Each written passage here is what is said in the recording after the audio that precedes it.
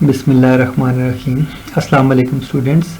Today we are going to learn paging in week 12 lecture 23.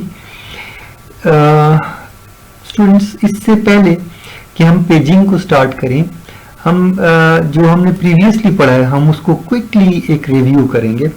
So student, last time हमने ये पढ़ा था कि हमारे पास दो मेमोरी मैनेज एलोकेशन की स्कीम्स हैं. मेमोरी को एलोकेट करने के लिए हमारे पास दो स्कीम्स हैं. एक हमने कहा था कंटीजियस है, एक हमने कहा था कि नॉन कंटीजियस है. जो कंटीजियस मेमोरी एलोकेशन है उसके अंदर हमने ये कहा था कि मेमोरी के अंदर there can be only one big hole and other side is allocated memory. ठीक है. सो हमने ये कहा था और हमने इसके बारे में पढ़ा भी और हमने ये भी देखा कि इसको कैसे यूज करते हैं और इसके और हमने ये भी देखा कि प्रोसेसेस जब आते हैं, एग्जीक्यूट होते हैं और वो होल बना देते हैं, तो ये जो होल्स होते हैं इन होल्स को यहाँ पे उससे फ्रेगमेंटेशन क्रिएट हो जाती है. ठीक है. इस फ्रेगमेंटेशन को फिल करने के लिए हम एक मेथड यूज करते हैं कॉम्पैक्शन, और उसके लिए बहुत सारे हमारे पास एल्गोरिदम है. सो हम क्या करते हैं, हम गोल हमारा क्या होता है, गोल हमारा ये होता है कि जो एलोकेटेड डेटा है, एलोकेटेड जो आपके प्रोसेसेस हैं या प्रोग्राम्स हैं वो एक तरफ हो जाएं और होल एक तरफ हो जाए. ठीक है. जैसे कि आप तमाम स्कीम्स के अंदर देख रहे हैं ऐसा ही हो रहा है कि एलोकेटेड एक तरफ हो रहा है और होल एक, there is only one big hole. ठीक है. So that was the goal. और हम ये चाह रहे थे कि फ्रेगमेंटेशन को, यानी ये जो छोटे छोटे फ्रेगमेंट्स बने हुए हैं मेमोरी के अंदर, ये रिमूव हो जाएं और एक बिग होल हो जाए. तो इस तरह से क्या होगा कि ये कंटीजियस मेमोरी एलोकेशन आपकी हो जाएगी. ठीक है. अब इसके बाद नेक्स्ट हम लोग जो स्टडी करने जा रहे हैं मेथड, दैट इज पेजिंग. और पेजिंग जो है वो एक ऐसा मेथड है जो कि नॉन कंटीजियस मेमोरी एलोकेशन है. Basically it's a memory management scheme that permits physical address space a process to be non contiguous. ठीक है. सो आप ये देख रहे हैं कि यहाँ पर आपके सामने ये चीज आई हुई है. ओके. सो पेजिंग के बारे में पढ़ते हैं. पेजिंग प्रॉब्लम क्यों आया, क्यों ऐसा करना पड़ रहा है. सो हम इसको देखते हैं कि हमारे पास जरूरत क्यों है, ये मेमोरी मैनेजमेंट की हमें जरूरत क्यों है. सो स्टूडेंट्स, हमारे पास डिफरेंट हार्डवेयर है, लाइक हार्ड डिस्क है, रैम है और कैशे है एंड रजिस्टर्स एटसेट्रा. बहुत सारी चीजें हैं जहां पे हम डेटा को स्टोर करते हैं. इनिशियली डेटा जो है या प्रोग्राम है, देखिए आपके पास डिस्क के अंदर दो चीजें हैं जो स्टोर्ड है. Number one, programs. ठीक है. चाहे वो बाइनरी फॉर्म में हो या जैसे भी हो. ठीक है. या आपका सोर्स कोड की सूरत में हो, अल्टीमेटली वो कन्वर्ट हो जाएगा बाइनरी फॉर्म में. ठीक है. सो एक तो हमारे पास प्रोग्राम होगा जो हम कह देते हैं कि बाइनरी फॉर्म में है, नंबर वन. नंबर टू, हमारे पास डिस्क के अंदर डेटा पड़ा हुआ है, जैसे कि फाइल्स हैं जिनके अंदर डेटा पड़ा हुआ है. सो ये दो चीजें हैं जिनको हमने हैंडल करना है, ना सिर्फ डिस्क में हैंडल करना है बल्कि रैम के अंदर भी इसको पुट करना है. सो हम देखते हैं कि इसको हम कैसे मैनेज करते हैं. अब मेथड क्या है. नाउ जब प्रोग्रामर स्टूडेंट्स प्रोग्राम बनाता है तो उसको ये नहीं पता होता कि रैम के अंदर उसको कहां पे स्पेस अवेलेबल की जाएगी. सो वो रैम के अंदर फिजिकल एड्रेसेस नहीं लिख सकता. तो जब वो प्रोग्राम हम लोग डेवलप कर रहे होते हैं तो हम कहीं पे भी ये जिक्र नहीं करते कि फलानी फलानी रैम की जगह पे फलाना मेरा वेरिएबल स्टोर किया जाए, हम नहीं बताते. ये कौन काम करता है, ये हमारे बिहाफ पे कंपाइलर करता है ऑपरेटिंग सिस्टम के साथ. दोनों ऑपरेटिंग सिस्टम और कंपाइलर मिलके ये काम करते हैं. ओके. सो उस सारे सिस्टम, आप ये समझिए कि हम उसी सब चीज को समझने की कोशिश कर रहे हैं. सो पेजिंग इज वन मेथड. अभी आपकी प्रोग्रामिंग की तरफ भी आएंगे जो कि आप सी प्रोग्रामिंग वगैरह में करते हैं, बट ये एक डिफरेंट टाइप की टेक्निक है. पहले इसको समझते हैं, देन आपके जो सी प्रोग्राम है उसके हवाले से भी हम बात कर लेंगे, उसको भी स्टडी कर लेंगे। तो वो दूसरी टेक्निक होगी। हमारे पास दो टेक्निक्स हैं, एक टेक्निक है पेजिंग और दूसरी है सेगमेंटेशन, ठीक है। और एक ऐसी टेक्निक होती है जो इन दोनों के मिक्सचर पे होती है, सेगमेंटेशन विद पेजिंग। सो हम इन सब टेक्निक्स को देखते हैं और देखते हैं कि ये कैसे वर्क करती हैं। पहली टेक्निक स्टूडेंट्स पेजिंग है। पेजिंग क्या करती है? पेजिंग नॉर्मली कहाँ यूज होती है आपको ये बता देता हूँ। नॉर्मली जो बायोस है वो प्रोग्राम जो का आपका रोम के अंदर लिखा हुआ है वो पेजिंग यूज करता है। उसके अंदर पेजेस होते हैं और पेजेस के अंदर प्रोग्राम लिखे होते हैं, ठीक है। तो हम देखते हैं कि पेजिंग किस तरह वर्क करती है। सो पेजिंग ये सपोज करती है, ये डिफाइन करती है, इस तरह से वर्क करती है कि आपकी मेमोरी जो है, फिजिकल मेमोरी जिसे रैम आप बोल रहे हो, ओके।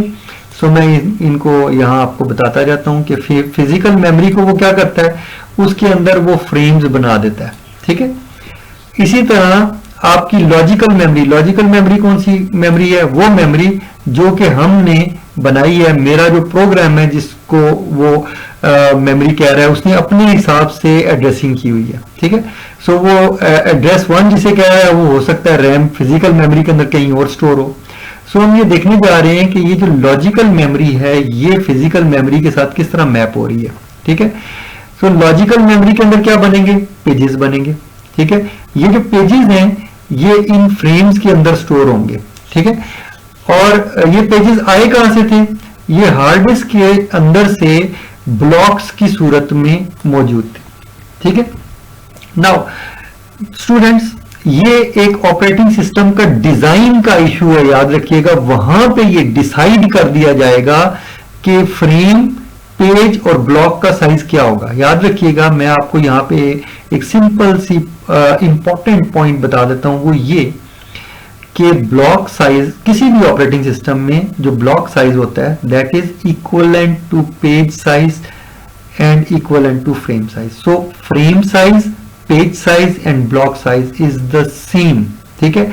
अगर ये सेम नहीं होगा तो प्रॉब्लम होगा। देखिए हमने करना क्या है, हम हार्ड डिस्क में से एक ब्लॉक को उठाएंगे, ठीक है, और उसको उठा के ओपन करेंगे। अब वो फर्ज करें वो एक प्रोग्राम है, ठीक है। उस यानी एक प्रोग्राम तो डेफिनेटली एक ब्लॉक के ऊपर तो नहीं होगा या एक पेज के ऊपर तो नहीं होगा। सो जो प्रोग्राम है उसके अंदर कई पेजेस बन जाएंगे, ठीक है। सो अब वो जो पेजेस हैं वो हमने रैम के अंदर स्टोर करवाने हैं ताकि उनको एग्जीक्यूट करवाया जा सके, ठीक है। हर पेज के अंदर एक स्मॉल प्रोग्राम लिखा हुआ है, ठीक है। सो हम क्या करते हैं, हम पेजेस को उठा के पेजेस जो ब्लॉक्स की सूरत में डिस्क के अंदर स्टोर्ड हैं उनको उठाते हैं और उसको लॉजिकली, मेरा प्रोग्राम उसको पेज कहता है, मेरा प्रोग्राम पेज के तौर पर उसको एक्सेस करता है, ठीक है। और उनको स्टोर कहां करवाया हुआ है? उसको रैम के अंदर स्टोर कराया हुआ है ताकि फिजिकली वो रैम के अंदर मौजूद है, लेकिन मैंने उसको यूज भी तो करना है, मैंने अपने वेरिएबल्स को भी तो एक्सेस करना है, तो वो कैसे मेमोरी को एक्सेस करूंगा, ठीक है। वो इस फ्रेम के अंदर पड़ा, लेकिन कहां, उसको कैसे एक्सेस करेंगे? यूजिंग पेजिंग, ठीक है। सो हम देखते हैं कि ये पेजिंग किस तरह से काम करती है, इसको क्विकली हम अंडरस्टैंड करते हैं। सो पहले इसकी बेसिक्स समझ लेते हैं। जो इंपॉर्टेंट चीज है मैंने बता दी है आपको कि डिस्क के अंदर आपके पास ब्लॉक्स हैं, उन ब्लॉक्स के को लॉजिकली डिवाइड किया हुआ है हमने। इन्हीं ब्लॉक्स को हम पेज कहते हैं, ठीक है। पेजेस की सूरत में मेरा प्रोग्राम उसको पेजेस की सूरत में ट्रीट करता है और इसका पेज टेबल बनाता है, ठीक है। सो वो लिस्ट बनाता है कि कितने पेजेस एक प्रोग्राम के अंदर, मसलन माइक्रोसॉफ्ट वर्ड लोड होगा तो उसके कई पेजेस होंगे, ठीक है। और वो पेजेस जो है मुख्तलिफ फ्रेम्स के अंदर, रैम के अंदर स्टोर हुए होंगे और जब मुझे मेरे प्रोग्राम को जरूरत होगी मैं उसको कहूंगा कि मुझे फलाना पेज चाहिए, तो वो पेज जो है ऑपरेटिंग सिस्टम रैम के अंदर से उठा के लाएगा और रैम में वो कोई फ्रेम होगा, ठीक है।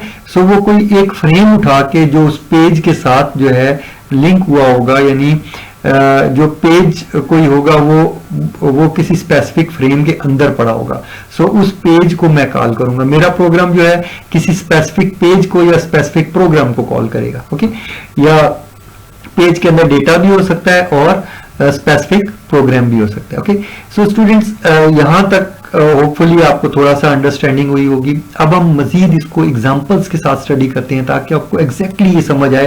This is a very very complicated topic, so be careful कि आप कोई चीज मिस ना करें यहाँ पर। ओके स्टूडेंट्स, यहाँ पे इस डायग्राम को हम देखते हैं और इसके जरिए से हम इसको अंडरस्टैंड करने की कोशिश करते हैं। नाउ आप देखिए मेरे पास यहाँ पर जो मेरा प्रोग्राम है वो चल रहा है, ठीक है।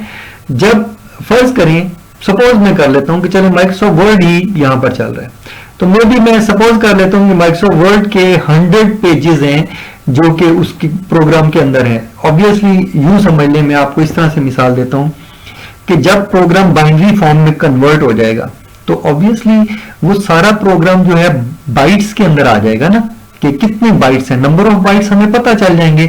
जब वो बाइनरी फॉर्म में होता है तो बाइट्स बन जाती हैं। अब वो जो बाइट्स हैं उन बाइट्स को डिफरेंट फ्रेम्स के अंदर हमने रखना है और उन बाइट्स को जितने फ्रेम्स हमें चाहिए हम क्या करेंगे, उनको उतने पेजेस हम बना देंगे। पेज का साइज और फ्रेम का साइज सेम है, ठीक है।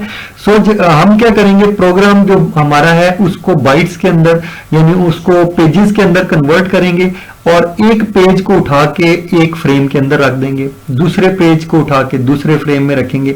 लेकिन क्योंकि मेमोरी जो है वो नॉन कंटीजियस है, सो ऐसा पॉसिबल है, हो सकता है ये जैसे ये रैम है, ठीक है। तो मैं मिसाल आपको देता हूं। अब यहां पे ये प्रोसेस लोड हुआ है, ठीक है। सो ये आपकी ये मेमोरी आपका एरिया जो आप यूज कर रहे हैं। सो ये हो सकता है कि एक आपका जो पेज है वो यहां पर लोड हुआ हो, दूसरा पेज जो है वो कोई यहां पे लोड हुआ हो, उसके बाद कोई पेज यहां पे लोड हुआ हो एंड सो ऑन, ठीक है। सो हो सकता है पेज 0 यहां पर हो, 1 यहां पे हो, 2 यहाँ पे हो, 3 जो है कहीं और पे हो। सो डिफरेंट जगह पे जहां पे स्पेस प्रोसेस को अवेलेबल होगी, प्रोसेस वहां पे पेजेस को स्टोर करता जाएगा। जरूरी नहीं है कि वो सीक्वेंस के अंदर हो सकता है सीक्वेंस के अंदर हो सकता है सीक्वेंस में ना हो, ठीक है। सो पेजेस ऐसे स्टोर हुए हुए हैं यहाँ पर। नाउ इस प्रोग्राम को, मेरा जो प्रोग्राम यहाँ पे जैसे कि माइक्रोसॉफ्ट वर्ड चल रहा है, फर्ज करें उसको इस टेक्स्ट के अंदर सर्चिंग करनी है, तो वो सर्च का प्रोग्राम फर्ज करो ये वाला है, ठीक है। सो मैं इसको हाईलाइट कर देता हूँ, ये वाला प्रोग्राम सर्च का है।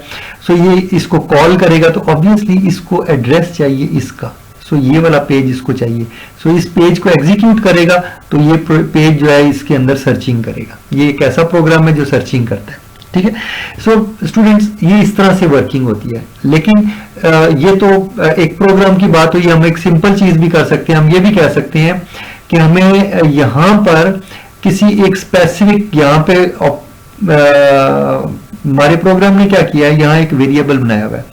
इस वेरिएबल के अंदर कोई वैल्यू पड़ी हुई है, या तो वो उस वेरिएबल की वैल्यू को एक्सेस करना चाहता है या उसको मॉडिफाई करना चाहता है, दोनों चीजें हो सकती हैं। सो ऐसी भी सिचुएशन हो सकती है।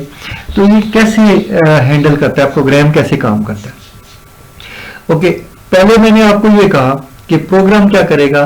प्रोग्राम जब वो बाइनरी फॉर्म में आएगा, ठीक है, रॉ फॉर्म में आएगा, बाइनरी फॉर्म में आएगा, तो वो प्रोग्राम डिफरेंट पेजेस के अंदर डिवाइड हो जाएगा और उन पेजेस को इस मेमोरी के अंदर स्टोर कैसे करते हैं अभी थोड़ी देर तक मैं आपको बताता हूं कि ये किस तरीके से स्टोर होंगे, इसको हम डिटेल में थोड़ा सा देखेंगे। लेकिन अभी फिलहाल ये देखें कि अगर फर्ज करें यहां पर एक पेज पड़ा हुआ है, इस पेज के अंदर कोई किसी मेमोरी की किसी एरिया को, यानी इस प्रोग्राम के किसी मेमोरी एरिया को अगर हमने एक्सेस करना है तो कैसे करेंगे। सो आपका प्रोग्राम क्या करता है, आपका प्रोग्राम पेज नंबर बताता है, ठीक है। सो मैं कह देता हूं कि यहां पर एक पेज पड़ा हुआ है, ठीक है, ऐसे, ठीक है। सो ये प्रोग्राम क्या कर रहा है, आपका ये जो प्रोग्राम है यहां पर वो कहता है कि जी इस पेज के अंदर ये एक बाइट है, ये एक लोकेशन है जिसके अंदर कोई डेटा पड़ा हुआ है, ठीक है। फर्ज करें वहां पे एक वैल्यू पड़ी हुई है, एक इंटीजर वेरिएबल है, उसके अंदर एक वैल्यू पड़ी हुई है, कोई भी वैल्यू है, 15 है, 20 है, नहीं कोई नंबर उसके अंदर स्टोर हुआ है, ठीक है। और वो हमें अब रिक्वायर्ड है फॉर फर्दर प्रोसेसिंग।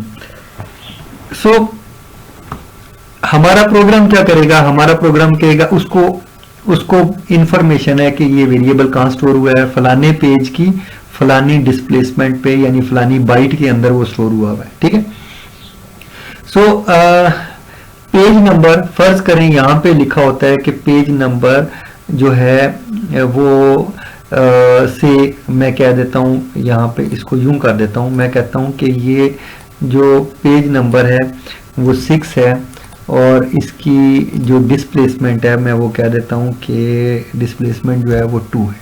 ठीक है, ऑब्वियसली 0 1 2। ठीक है, और 6 का मतलब 0 1 2 3 4 5 यानी 7th पेज है। ठीक है, सो जब ये जो प्रोग्राम्स था जब ये यहाँ पे स्टोर हुआ था तो इसके अंदर एक पेज टेबल बन गया था, इसके अंदर ये पेजेस के नंबर थे, ये 0 1 2 3 4 एंड सो ऑन। ठीक है, तो ये जो पेज था ये पेज नंबर 6 था, ये वाला। ठीक है, सो ऑपरेटिंग सिस्टम ने क्या किया, इस लिस्ट के अंदर से ये वाला पेज नंबर को एक्सेस किया, पेज नंबर 6 को जब उसने एक्सेस किया तो इसके अंदर फिजिकल जो रैम का फिजिकल एड्रेस है वो लिखा हुआ था कि फ्रेम नंबर F के अंदर ये स्टोर हुआ है। ठीक है, सो ये वो फ्रेम है, ये वाला फ्रेम F है। ठीक है, जो मैंने ये रेड में बनाया हुआ है। ठीक है, सो ये क्या करेगा, ये यहां से पेज ये एड्रेस मेरे प्रोग्राम के पास है। ओके, मेरे प्रोग्राम ने 6 और 2 के ऊपर जाना है। सो पेज नंबर 6 पे जब आए तो उसको ऑपरेटिंग सिस्टम ने ट्रांसलेट किया कि फिजिकली वो फ्रेम F के अंदर स्टोर है। सो उसने क्या किया, इसको इस पेज को फ्रेम से कन्वर्ट कर दे। मैंने इसीलिए कहा था कि पेज का साइज और फ्रेम का साइज सेम है, सो ये बिल्कुल एग्जैक्ट मैपिंग हो जाएगी, कोई प्रॉब्लम नहीं आएगी।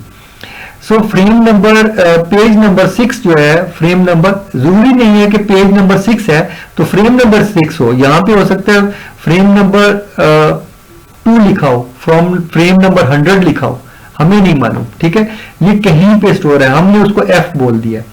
सो यहां जो वैल्यू लिखी हुई है, जो वैल्यू यहां पे लिखी हुई है उस वैल्यू को यहां लिख दिया जाएगा। ठीक है, अब ये जो वैल्यू है, ये वाली जो वैल्यू है, ये फिजिकल मेमोरी की तरफ लोकेट करते हैं। ये लॉजिकल मेमोरी है और ये फिजिकल मेमोरी है। ठीक है, नाउ यहां पे फ्रेम की हमने वैल्यू लिख दी। ठीक है, सपोज यहां पे कोई भी वैल्यू थी वो यहां पर आ गई। अब आगे कितना है, वो यहां से हम लोग कहां पे पहुंचे, इस जगह पे। ओके, मैं यहां पे मार्कर लगा देता हूं, हम यहां पर पहुंच गए इस फ्रेम से, यानी पेज नंबर 6 जो है वो कहां स्टोर हुआ है, इसके अंदर हमने स्टोर किया हुआ है पेज नंबर 6।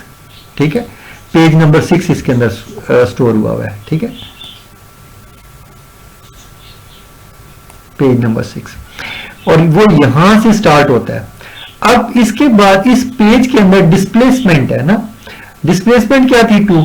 ठीक है, सो पहला वाला जो बॉक्स था, पहला वाला जो बाइट थी वो 0 थी, फिर दूसरी बाइट जो है 1 थी, फिर उसके बाद 2 है। ठीक है, सो इसका मतलब ये है कि यहां पे कोई एक बाइट थी जिसको इसकी जरूरत थी, और ये जो बाइट है ये बाइट आपकी वैल्यू 2 को रिप्रेजेंट करती है। ठीक है, ये वाली जहां पर हमने एक्सेस किया। ओके, क्लियर हो गया। सो आपने देखा कि मेरे प्रोग्राम ने रिक्वेस्ट किया पेज नंबर 6 और लॉजिकल एड्रेस 2, और वो जो है कन्वर्ट हो गया फ्रेम के अंदर। और सपोज मैं कह देता हूं कि जो फ्रेम था, फ्रेम नंबर जो था वो सपोज फ्रेम नंबर जो है वो 100 था, तो यहाँ पर ये वाली वैल्यू जो है वो यहाँ पे आएगी, और यहाँ से फ्रेम नंबर 100 को, और याद रखिएगा यहाँ पे जो फ्रेम्स हैं वो तरतीब से हैं, पहले फ्रेम नंबर 0 है, फिर 1 2 3 एंड सो ऑन, इस तरह चलता जाएगा अगर यहाँ से स्टार्ट होता है। ठीक है, अगर रैम यहाँ से स्टार्ट हो रही है तो ये इस तरह से चल रहा है। ओके, सो इस तरह से आप इसको एक्सेस कर सकते हैं। आप देखिए कि मेरे प्रोग्राम को ये नहीं पता, जो हमारा यूजर का प्रोग्राम है उसको नहीं पता कि एक्चुअली जो डेटा है वो कहाँ पे स्टोर है। So it is protected. So program को ये नहीं पता कि फिजिकली डेटा एक्चुअल कहाँ पे मौजूद है। वो किसको करता है, ऑपरेटिंग सिस्टम को रिक्वेस्ट करता है, और ये जो काम हो रहा है ये ऑपरेटिंग सिस्टम कर रहा है, ये सारा काम ऑपरेटिंग सिस्टम का है। ऑपरेटिंग सिस्टम क्या करता है, ये वाला पेज इस प्रोग्राम को दे देता है और फिर ये अपना जो भी एग्जीक्यूशन करनी है वो कर सकता है, या अगर कोई वेरिएबल पड़ा हुआ है तो उस वेरिएबल की वैल्यू इसने से मॉडिफाई करनी है तो मॉडिफाई कर देगा या वैल्यू चेंज करेगा। जो वैल्यू जब भी एक्सेस करेगा उसके बाद जो नई वैल्यू होगी वो यहाँ इंसर्ट कर देगा। ठीक है, सो ये मेथड होगा। तो आपने देखा कि पेजिंग के जरिए से हम इस मेमोरी को किस तरह से यूटिलाइज कर सकते हैं, और जो आपकी लॉजिकल मेमोरी है उसको इस फिजिकल मेमोरी के साथ कैसे मैप कर सकते हैं। ओके, नाउ अब हम मजीद स्टूडेंट्स आगे चलते हैं और इसको आगे थोड़ी सी तफसील के साथ पेजिंग को और देखते हैं। नाउ अब सपोज हम करते हैं कि हमारे पास ये पेजेस थे, एक प्रोग्राम था, कोई भी एनी प्रोग्राम, जैसे कि मैंने माइक्रोसॉफ्ट वर्ड की आपको एग्जांपल दे दी, तो वो एक प्रोसेस है, उस प्रोसेस के अंदर कितने पेज हैं, इतने पेज हैं। ठीक है, सपोज ये हमारे पास 4 पेजेस हैं। अब उसने क्या करना है, इसने इन 4 पेजेस को लोड करना है यहां पर। सो जो हमारे पास अवेलेबल फ्री फ्रेम्स होते हैं, याद रखिएगा यहाँ पर फ्रेम्स जो हैं, जो ब्लैंक होंगे, जो खाली होंगे, उन्हीं के अंदर डेटा स्टोर किया जाएगा। कैसे स्टोर किया जाएगा वो बताता हूं। पहले ये मेथड समझें कि जो याद रखिएगा हमने सिर्फ इधर स्टोर नहीं करना, इनको बाद में एक्सेस भी करना है। इस एक्सेस करने के लिए हमें ये एक टेबल बनाना पड़ेगा, पेज टेबल, जो रैम के अंदर बनता है। सो इस पेज टेबल को भी हम देखेंगे। ओके, सो स्टूडेंट्स हम क्या करेंगे, हमारे पास पहला पेज है पेज 0। सो हम कह देते हैं कि ये हमारे पास पेज नंबर है, पेज 0, 1, 2 एंड 3। ठीक है, सो हमारे पास 3 पेज थे, तो हमने ये मेमोरी के अंदर एक ऐसा स्ट्रक्चर बना लिया। ठीक है, और हमने देखा कि पेज 0 जो है वो कहां पे स्टोर है, फ्रेम नंबर 1 के अंदर। सो आप यहाँ पे फिजिकल मेमोरी ये है आपकी, चेक करें वाकई जो पेज 0 है वो फ्रेम नंबर 1 के अंदर ही स्टोर है, ये फ्रेम नंबर है। तो आप देख रहे हैं कि वाकई पेज 0 जो है फ्रेम नंबर 1 के अंदर ही स्टोर है। इसी तरह पेज 3 जो है, ये देखिए पेज 3 जो है ये फ्रेम नंबर 7 के अंदर स्टोर है। तो सो अब मैं यहाँ से मूव करता हुआ देखता हूँ, ये फ्रेम नंबर 7 है, तो क्या वाकई पेज 3 उसमें स्टोर्ड है करेक्टली। सो स्टूडेंट्स आपने देखा कि ये जो फिजिकल डेटा जो आया था, इसको ऑपरेटिंग सिस्टम ने क्या किया, उठा के यहाँ पे रखा इस जगह पे, और यहाँ पे ये एक टेबल क्रिएट करके दिया। अब आप अपनी प्रोग्राम, आपका जो प्रोग्राम जब भी चाहे इस सारे अपने प्रोग्राम को या अपने डेटा को एक्सेस कर सकता है विदाउट हैविंग एनी प्रॉब्लम। और ऊपर मैंने आपको उसको एक्सेस करने का मेथड बताया है कि आप किस तरह पेज और डिस्प्लेसमेंट दे के आप किसी भी एक बाइट को पेज के अंदर एक्सेस कर सकते हैं। पेज का साइज स्टूडेंट कुछ भी हो सकता है। नॉर्मली जो स्टैंडर्ड पेज का साइज या ब्लॉक का साइज होता है वो 4 किलोबाइट होता है। ठीक है, सो हम आगे चलते हैं। इससे वेरी भी कर सकता है, बट ये एक स्टैंडर्ड चीज है, नॉर्मली ज्यादातर ऑपरेटिंग सिस्टम इसको यूज करते हैं, इसलिए बता रहा हूँ। ठीक है, ओके, लाइक जैसे माइक्रोसॉफ्ट है वो 4K करता है। यही बात है कि जब आप उसको फॉर्मेट करते हैं तो उसका जो एलोकेशन यूनिट होता है वो 4 किलोबाइट का होता है। ओके, आगे चलते हैं स्टूडेंट्स। ये अब आपको अंडरस्टैंड हो गया। अब हम ये बात करते हैं एक और चीज। अब हम देखते हैं कि कैसे कोई वैल्यू अगर स्टोर हुई हुई है रैम के अंदर तो उसको कैसे देखा जाता है। सो इसको पेजिंग मॉडल के जरिए से हम देखते हैं कि पेजिंग में अगर किसी वैल्यू को रैम के अंदर एक्सेस करना है तो वो कैसे करेगा। नाउ ये एग्जांपल हमें ये कहती है कि हमारे पास यहां पे लॉजिकल मेमोरी है। सॉरी स्टूडेंट्स, इसके अंदर स्टूडेंट्स मैं मार्क कर देता हूं, ये हमारे पास 0 है, ये 1, ये 2 एंड दिस इज 3। ठीक है, नाउ ये हमारे साथ इस तरह से ये वर्किंग हो रही है। सो ये एक आपका पेज है, ये दूसरा पेज है, ये तीसरा पेज है, ये चौथा पेज है। अब हम थोड़ी डिटेल में चले गए हैं। अब मैं बता रहा हूं कि इस पेज के अंदर क्या क्या स्टोर्ड है। फर्ज करें मैं कहता हूं कि पेज का जो ये पेज ऐसा है जो 4 बाइट्स का है। ठीक है, और इसकी एक बाइट के अंदर ए स्टोर है, फिर बी, फिर सी एंड डी, सो ऑन। ठीक है, इसी तरह ये सारा मैंने इसके अंदर डेटा शो किया ताकि आपको अंडरस्टैंडिंग दी जा सके कि ये बेसिकली ये जो लॉजिकल मेमोरी है जिसको मैं कह रहा हूं कि 0 पे ए है, 1 पे बी है, मेरा प्रोग्राम ये समझ रहा है, लेकिन एक्चुअली ये ऐसे नहीं है। ये 0 पे मेरा ए नहीं है। अगर मैं यहाँ पे 0 पे देखूं, यहाँ कहीं पे ए नहीं लिखा हुआ। सो ऑब्वियसली ये डिफरेंट तरीके से मैनेज किया गया, तो हम उस मैनेजमेंट को समझना चाह रहे हैं। सो ऑपरेटिंग सिस्टम क्या करेगा, इस पेज को कहीं स्टोर करेगा। सो मैं कहता हूं कि पेज 0 को कहां स्टोर किया हुआ है। सो देख लें पेज 0 को कहां स्टोर किया, 5 पे, ठीक है। सो अगर मैं देखूं तो पेज 0 जो है वो मेमोरी लोकेशन यानी 5 से, यानी फ्रेम 5 के ऊपर आपका स्टोर्ड है, ठीक है। इसी तरह पेज 1 जो है वो 6 पे है, ठीक है।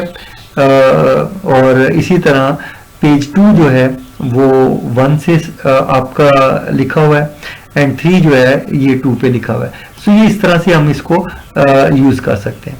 सो मैं कहता हूं मैं एक चीज चेक करना चाहता हूं। सो मैं इसको थोड़ा सा अप कर लेता हूं, बट इसको भी दिखा लेता हूं।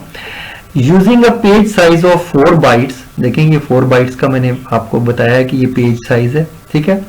And a physical memory of 32 bytes, total ये फिजिकल मेमोरी 32 बाइट्स की है। 15 into 4 आप कर लेंगे तो आपको पता चल जाएगा कि कितने बाइट्स आपने स्टोर किए हुए हैं, ठीक है। सो 32 बाइट्स की आप फिजिकल, ये आपके पास 32 बाइट्स ये फिजिकल मेमोरी है, ठीक है। 32 बाइट्स की, जिसमें 8 पेजेस आ सकते हैं आपके, 4 पेजेस के। Sorry for interruption. Okay students, हम बात कर रहे थे कि ये पेज साइज जो है ये लॉजिकल मेमोरी की बात कर रहे हैं। यहाँ पे लॉजिकल मेमोरी है और यहाँ फिजिकल मेमोरी है, और फिजिकल मेमोरी जो है वो आपकी 32 बाइट्स की है, ये वाली, ठीक है। सो हम कहते हैं कि लॉजिकल एड्रेस 13 जो है वो फिजिकल एड्रेस पे कहाँ मैप हो रहा है। चलें इसको चेक कर लेते हैं ताकि हमें अंदाजा हो, ठीक है। वापस आते हैं अपनी उसी डायग्राम के ऊपर।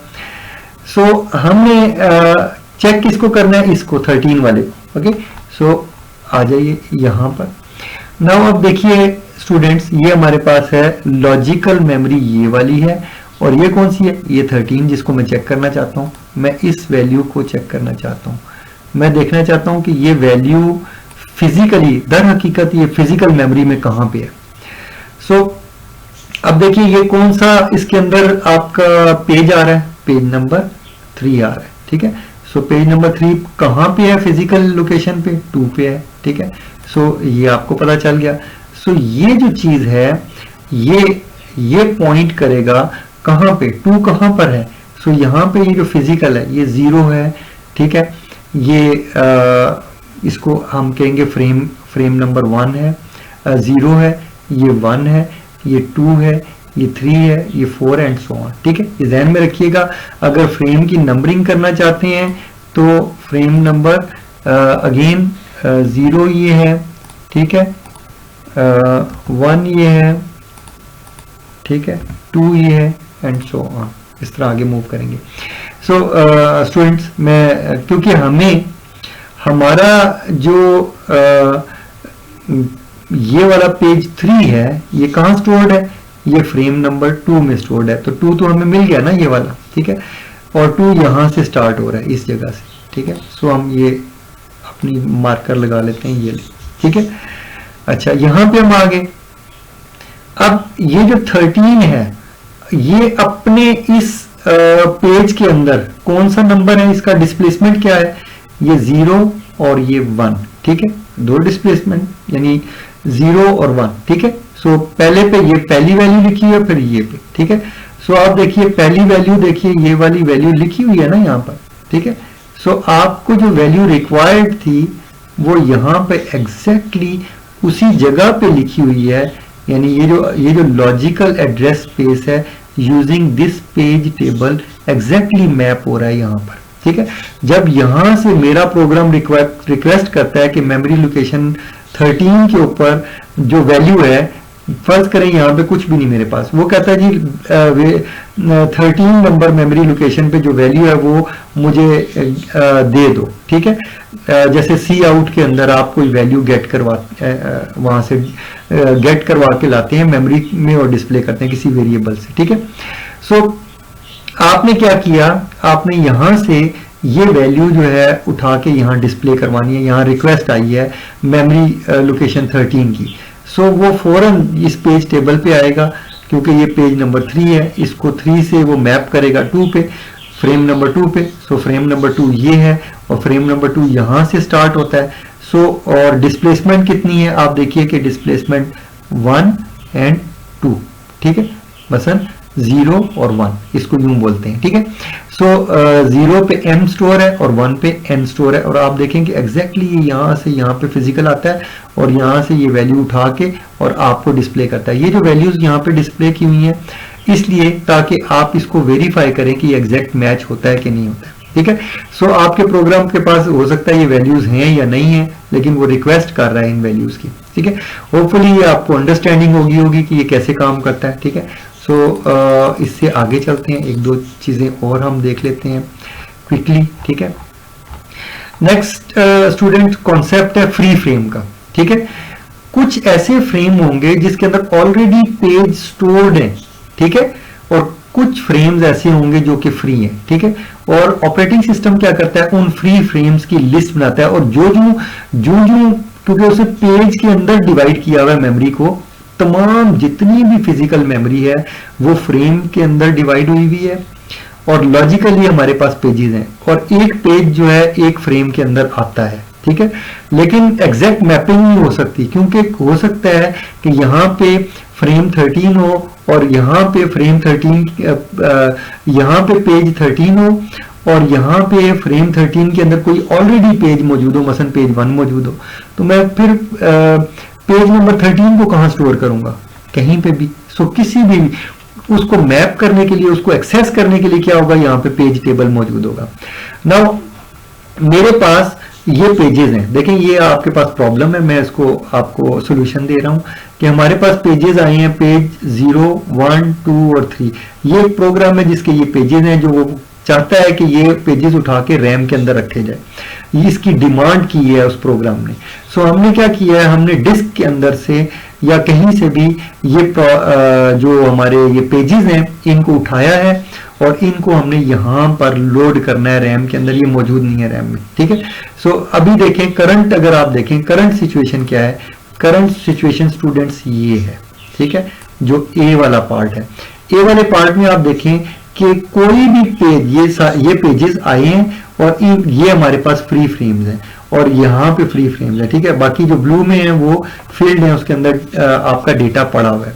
सो हम चाहते हैं कि इन फ्रेम्स को, इन पेजेस को इन फ्रेम्स के अंदर हम फिट करें, हर पेज को किसी फ्रेम के अंदर फिट करें, और उसके लिए यहाँ पर आपका पेज टेबल भी बनता चला जाएगा, ओके।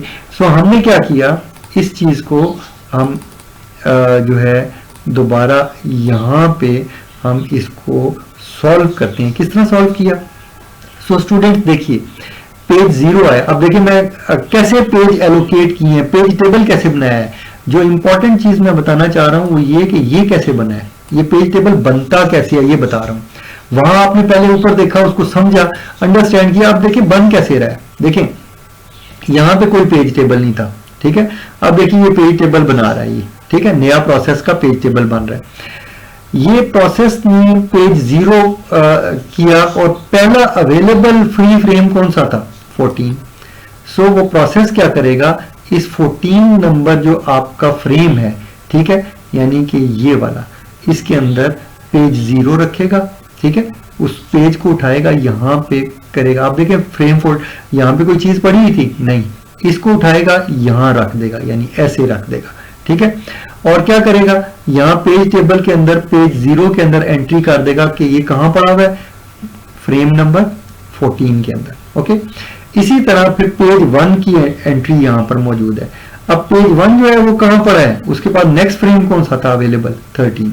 सो उसने क्या किया, यहाँ पे उसकी 13 की एंट्री की और उसको उठाया, पेज नंबर 1 को उठाया और यहाँ पे रख दिया, ठीक है। इसके बाद उसने क्या किया कि पेज 18 पेज नंबर 2 को उठा के फ्रेम नंबर 18 के अंदर, सो एंड सो ऑन, ठीक है। सो स्टूडेंट्स आपके जितने भी पेजेस आए उनको यहाँ पे पेज टेबल के अंदर उसकी एंट्री की कि फिजिकली मेमोरी के अंदर कहाँ पे जो पेजेस हैं वो स्टोर्ड हैं। आप थोड़ा सा हैरान हो रहे होंगे कि 14 के बाद 13 इसको सॉर्ट क्यों नहीं कर लिया ऑपरेटिंग सिस्टम ने। स्टूडेंट्स ये ऐसे है कि जो मेमोरी होती है वो एक रफ एरिया की तरह होती है, उसके अंदर प्रोसेसेस जो है पेजेस स्टोर करते जाते हैं और पेजेस जो है रिप्लेस होते जाते हैं। सो किसी पेज की अगर जरूरत नहीं रही तो उसको खत्म कर दिया जाता है, वो अनएलोकेटेड स्पेस के तौर पर, फ्री फ्रेम के तौर पर यहाँ लिस्ट के अंदर आ जाता है। और इसके बारे में प्रोसेस जो है खुद इन्फॉर्म करेगा ऑपरेटिंग सिस्टम को कि this page is no longer required. So operating system क्या करेगा, उस पेज को, उस पेज के आगे जो फ्रेम है उसको ब्लैंक कर लेगा। इस तरह रैम क्या होगी, रैम आपकी अवेलेबल हो जाएगी। सो प्रोसेसेस जो है लोड होते हैं और अनलोड होते हैं। ओके, सो ये फ्री फ्रेम्स का कॉन्सेप्ट था, होपफुली आपको अंडरस्टैंड हो गया होगा। आगे स्टूडेंट्स चलते हैं, हम 2-3 चीजें हम और देखते हैं। अब हम ये जो पेज टेबल है, ये पेज टेबल जो है ये प्रोग्राम को चाहिए ताकि इस फिजिकल मेमोरी को, रैम को एक्सेस करे। अब स्टूडेंट्स हमारे पास 2-3 या 4 मेथड्स हैं जिसके जरिए से हम, क्वेश्चन ये है हमारा, हम चाहते ये हैं कि ये पेज टेबल जो है ये बहुत, इसका मतलब ये बार बार चाहिए तो ये बहुत फास्ट होना चाहिए। तो ये कहाँ स्टोर करें? सो नंबर 1 पहली स्ट्रेटजी हम क्या करते हैं, हम डेडिकेटेड रजिस्टर रखते हैं इसके लिए, ताकि रजिस्टर्स के अंदर ये वैल्यूज हम डाली हुई हों।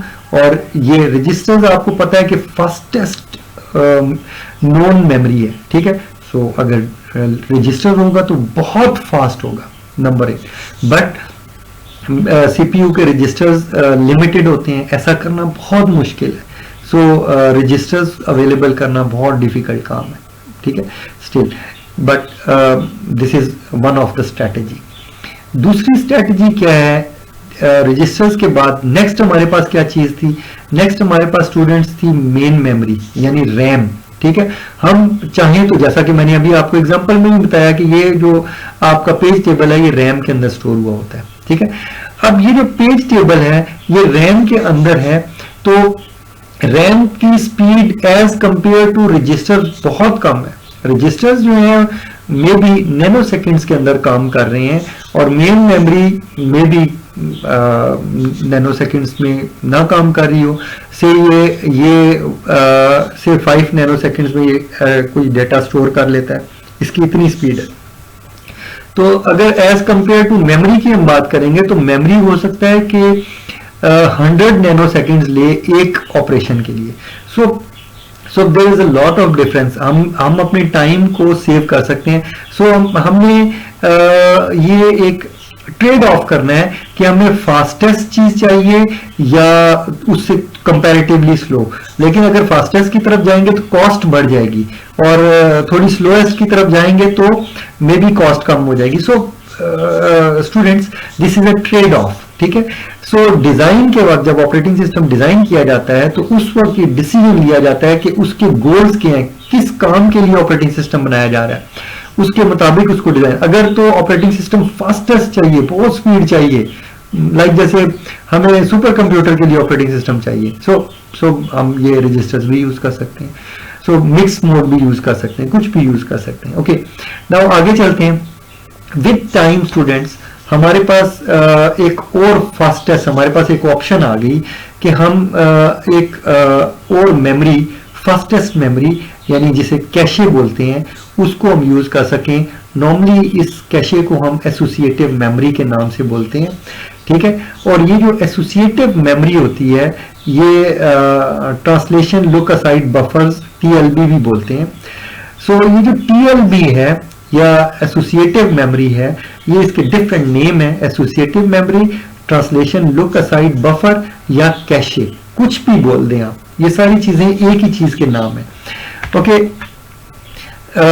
हम इसको डिस्कस करते हैं कि ये क्या है। अगर हम चाहते हैं कि ये जो डेटा एक्सेस करना है, यहां लॉजिकल प्रोग्राम ने इस फिजिकल मेमोरी को एक्सेस करना है जो कि उसने बहुत फ्रीक्वेंटली करनी है, तो अगर हम यहां पर कैशे के अंदर डाल देंगे तो कैशे डेफिनेटली फास्ट है।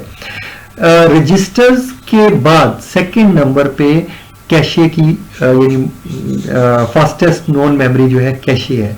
और क्योंकि कैशे जो है नॉर्मली आपके माइक्रो प्रोसेसर जो आजकल के नाउअडेज प्रोसेसर्स हैं उनके अंदर कैशे होती है। और कैशे के 3 लेवल्स होते हैं, लेवल 1, लेवल 2, लेवल 3, जो कि हम ऑलरेडी पहले हम ये देख चुके हैं। सो मैं इसको डिस्कस नहीं कर रहा हूँ कि लेवल 1 क्या कैशे होती है, लेवल 2। सो लेवल 1 कैशे ज़्यादा फास्ट होगी, लेवल 2 उससे थोड़ी सी कम, और लेवल 3 उससे थोड़ी सी कम। सो ये स्पीड का थोड़ा सा फर्क होगा। जितना लेवल का मतलब कितने दूर है प्रोसेसर से रैम, लगी हुई प्रोसेसर के अंदर ही है बट उसमें कितना टाइम ज़्यादा लगेगा। Okay, so students, there are 3 methods to implement page table. 1 dedicated register, 2nd main memory, and 3rd associative memory or TLB. So ये सारी मेथड्स हैं। नाउ डिफरेंस देखते हैं, हम देखते हैं कि अगर हम TLB को यूज करें तो क्या फर्क पड़ेगा। ठीक है, सो इसको हम इंशाल्लाह नेक्स्ट वीडियो के अंदर स्टूडेंट्स डिस्कस करेंगे। यहाँ इसको स्टॉप करते हैं।